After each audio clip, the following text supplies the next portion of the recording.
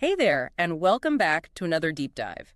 Today, we're pulling back the curtain on something that truly shapes our financial world, often invisibly. High-frequency trading, or HFT.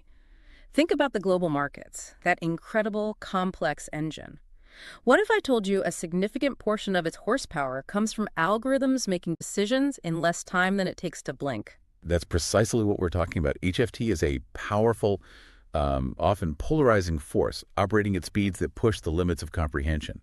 Our mission today is to give you a clear, comprehensive understanding of how HFT came to dominate, its profound impact, both the touted benefits and the undeniable downsides, the human stories behind its rise, and crucially, how you can navigate the world of algorithmic trading ethically and safely. We're going to dissect what some have famously dubbed the automated old boys club, tracing its origins from, nascent digital exchanges to its current high-speed supremacy.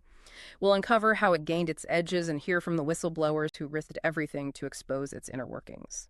If you're ready to get quickly but thoroughly informed on a topic that's more relevant than ever, let's dive in. Okay, let's unpack this. High-frequency trading. It sounds incredibly complex, almost futuristic, but at its very core, what exactly is it? And how did this lightning-fast approach begin to take hold? Right. At its most basic, HFT is algorithmic trading that uses, ultra-fast infrastructure to execute an enormous volume of trades. We're talking incredibly short holding times.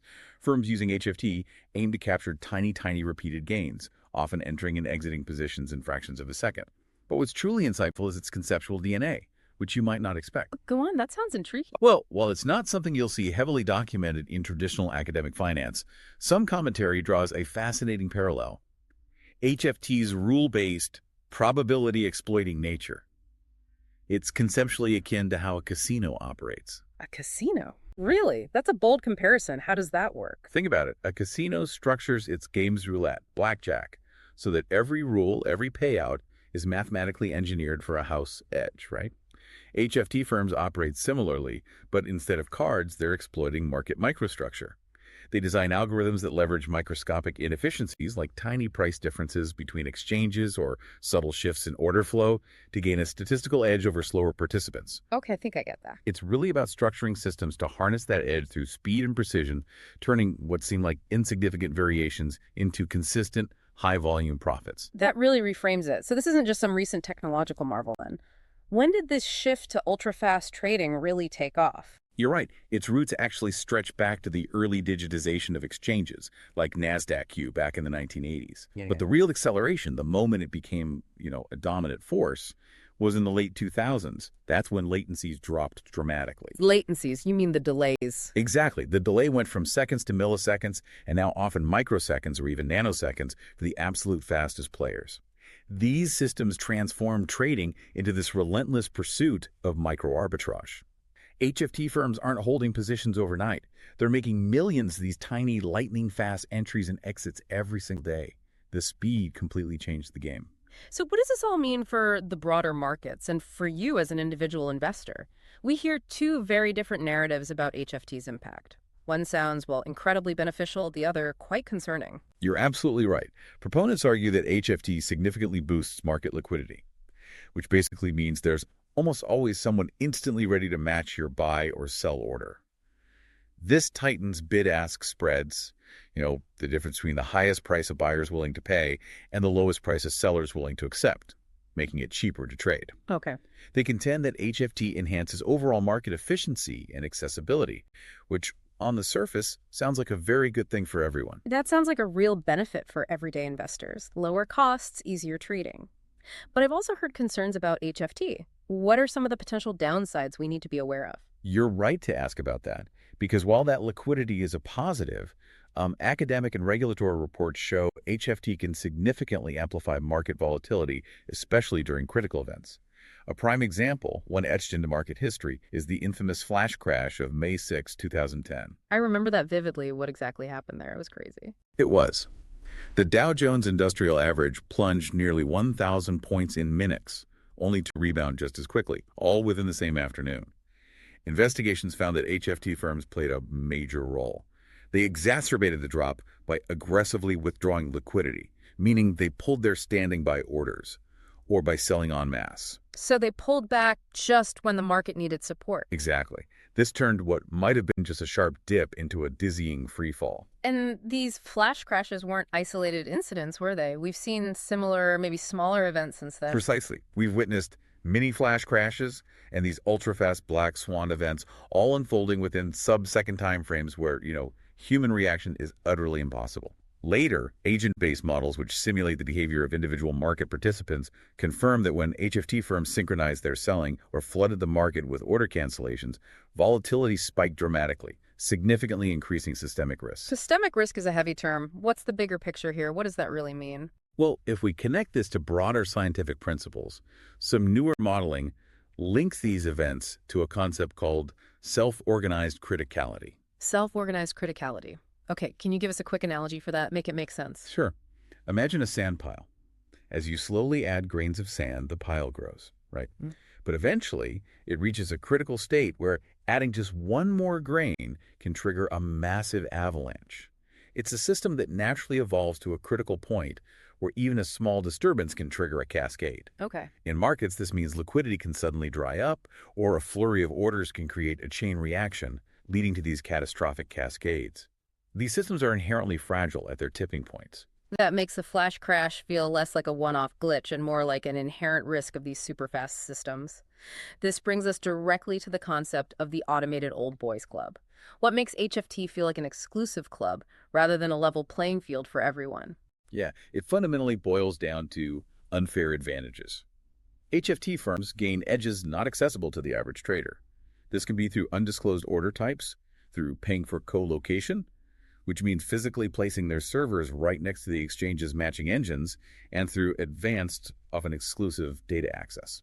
Can you give us a more vivid picture of the impact of those advantages? What does co-location really give them, for instance? How much faster are we talking? It's not just physical proximity. It's about a literally infinitesimal time advantage.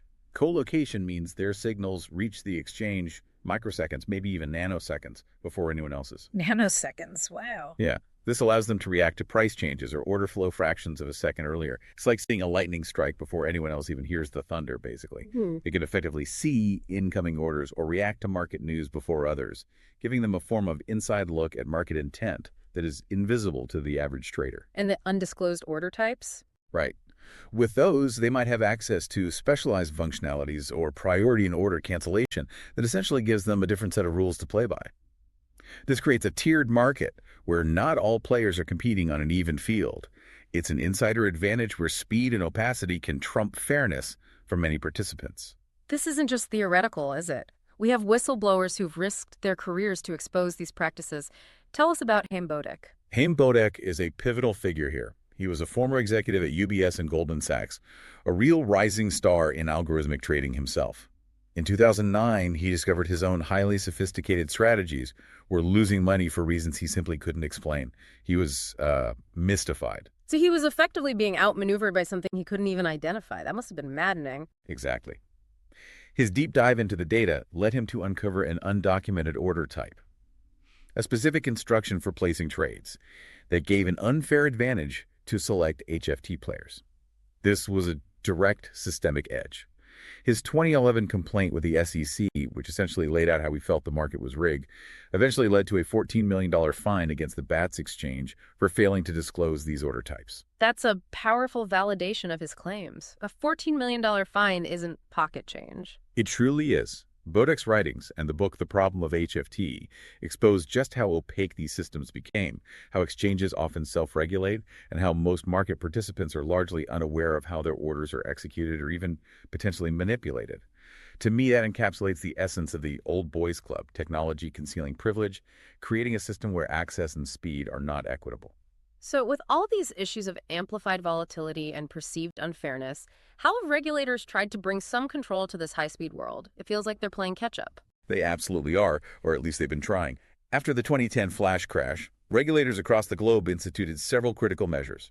These include enhanced market-wide circuit breakers, mechanisms that temporarily halt trading during extreme price declines, and significant surveillance improvements, like the Consolidated Audit Trail, or CAT in the U.S. CAT, what does that do? It aims to create a comprehensive, real-time picture of all market activity, every order, every quote, every trade, to help regulators see what's happening much faster.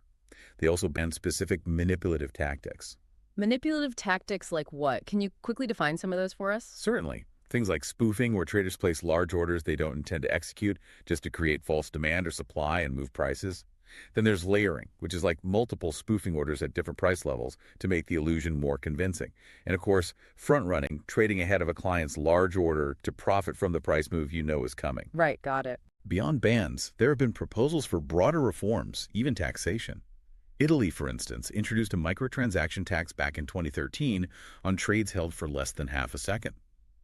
In the U.S., Congress has explored requiring HFT firms to register, legally defining HFT, maybe even imposing financial transaction taxes, though those are often controversial. And I remember Michael Lewis's book, Flash Boys, really fanning the flames of public debate on all of this, didn't it? It felt like suddenly everyone was talking about rigged markets. It certainly did. Published in 2014, Flash Boys was a lightning rod. It ignited this massive public debate, prompted interest from the FBI and SEC. It created this widespread rhetoric about rigged markets, which in turn sparked defensive pushback from some regulators and insiders. Pushback saying what? Well, they defended HFT's role and motivations. They argued that, not all markets were rigged, and many HFT firms were in fact good actors, contributing positively to liquidity. This entire debate raises an important ongoing question. How do we effectively balance market innovation and the undeniable benefits of speed with the critical need for fairness, transparency, and robust control? It's tough. It really is a tricky balance to strike. So, okay, what does all of this mean for you, the listener, if you're interested in algorithmic trading? You're probably not going to co-locate servers next to the NYSE, nor would you want to engage in questionable tactics. How do you build robust, transparent, and ethical strategies without being part of this exclusive club? You absolutely can. And many people do. It's about understanding the specific environment you're operating in and rigorously applying best practices. Practices tailored for retail or, let's say, mid-frequency algorithmic trading. While true microsecond trading requires infrastructure that individuals just can't access, you can still develop highly effective, profitable, and ethical algorithmic strategies. What are some of the widely adopted platforms and tools that are accessible? Where can people start? For scripting and data analysis, Python is incredibly popular. You've got libraries like Pandas for data handling, NumPy for math, and frameworks like Zipline or Backtrader for backtesting. Then there's MetaTrader 45, which is a really common platform for retail algorithmic trading, using its MQL scripting language for what they call expert advisors. And for automated strategy generation and optimization, a tool like StrategyQuant X offers powerful capabilities without requiring deep coding knowledge. Okay, those are great starting points. Now, what are the crucial best practices? What should anyone developing their own trading algorithms keep top of mind? Okay, first, latency awareness is key. You must understand the fundamental limitations of retail tools and your internet connection versus true HFT infrastructure. Your strategies need to account for this inherent speed differential. You can't beat them on speed, so you have to find different edges. Second, robust risk controls. This is absolutely non-negotiable. This is where the human element, the design element, truly comes in. Always include clearly defined circuit breakers, maximum daily drawdown stops, and daily volume limits within your algorithms. We've seen catastrophic failures. A Knight Capital, you mentioned that earlier. Exactly. Knight Capital's $440 million loss in minutes due to a software bug in 2012. That incident just screams the absolute necessity of these controls. Yeah, that Knight Capital failure was truly stunning. Can you quickly remind us what went wrong there, just to really drive home the need for controls? Absolutely. Knight Capital was a major market maker, right? A new trading algorithm deployed with a bug went live. Instead of properly executing, it began buying and selling at rapid-fire speed, effectively buying high and selling low repeatedly for tens of millions of shares. Within like 45 minutes, it created incredible market volatility. By the time they identified and killed the faulty algorithm, they had lost $440 million. It nearly bankrupted the firm. It's a stark lesson. Human design flaws combined with algorithmic speed can be devastating without fail-safes. Okay, third best practice. Prioritize order type transparency. Avoid exotic or undocumented exchange order types.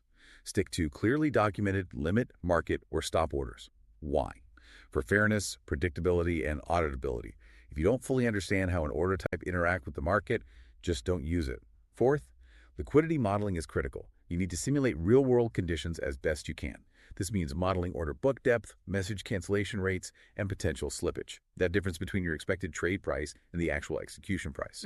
You might even use agent-based models to simulate market behavior, or things like VPI-style toxicity metrics. Toxicity metrics, what's that? It essentially measures the probability of informed versus uninformed trading happening at any given moment. It helps assess your algorithms under stress and can help you avoid interacting with predatory HFT activity, sort of like a warning system. That's a fascinating metric. So it helps you understand if you're trading against someone who truly has an edge based on speed or info. Exactly. It helps you quantify the toxic order flow that might indicate a sophisticated, fast trader is exploiting information or speed. It's about understanding the environment. Fifth, ensure backtesting realism. Don't just run your strategy on historical data and call it a day. You have to include realistic latency, slippage, brokerage fees, and even order rejection scenarios to avoid overly optimistic results. Your algorithm might look amazing on paper, but the real world is messy. And finally, maybe most importantly, adopt an ethical posture. Embrace transparency in your own strategy design. Document your model logic, and rigorously avoid manipulative practices like spoofing or layering. Remember, you aren't part of an exclusive club aiming to exploit market structure. You should be building systems that contribute to a fair and robust market. Maintain trust. Those are incredibly practical, really nuanced tips. Any specific tool-oriented advice to implement these best practices effectively? Certainly. If you're using Python with frameworks like Backtrader or Zipline, focus on simulating minute level or even tick level data. But always remember that real-time execution will differ due to network latencies and broker execution quality. Test that. On MetaTrader, exhaustively test your strategies across varying broker spreads and slippage. Use optimized expert advisor frameworks that have built-in safety mechanisms from day one. Don't add them as an afterthought. For something like StrategyQuant X, leverage its walk-forward optimization feature. This helps detect overfitting, where a strategy looks perfect on historical data but fails miserably live, and ensure your strategies can survive changing market conditions. Right. That overfitting trap is a big one. It is. And always include stress tests for sudden volatility spikes. See how your system reacts when things go haywire. And for absolutely any system, always include a kill switch mechanism. An easy, immediate way to disable trading instantly if any abnormal performance or unexpected behavior occurs. You need that panic button. So wrapping this up, what does this all mean for us, the listener? We've taken a deep dive into the fascinating, incredibly complex, and often controversial world of high-frequency trading. We've seen its dual nature, offering market liquidity and efficiency, which is good, while also amplifying volatility and creating significant opportunities for unfair advantages. The stories of whistleblowers like Haim Bodek are stark reminders of why transparency and fairness are so vital, even in the most technologically advanced corners of finance. That's right. HFT itself isn't inherently evil, but the systems it operates within, the exchanges, the regulations, the data access, have allowed speed, opacity, and privilege to flourish. For you, whether you're just a curious learner, a professional investor, or an aspiring strategy developer, there's an opportunity and, frankly, a responsibility to craft trading systems that are innovative, robust, and ethical, using the accessible tools and best practices we've discussed today. And that leaves us with a provocative thought to consider. The rapid evolution of market technology often outpaces human understanding and even regulation. What other invisible systems are shaping our world right now, systems we might not fully grasp? And what responsibilities do we, as informed individuals, have in demanding transparency, fairness, and accountability from them? Thanks for joining us for this deep dive.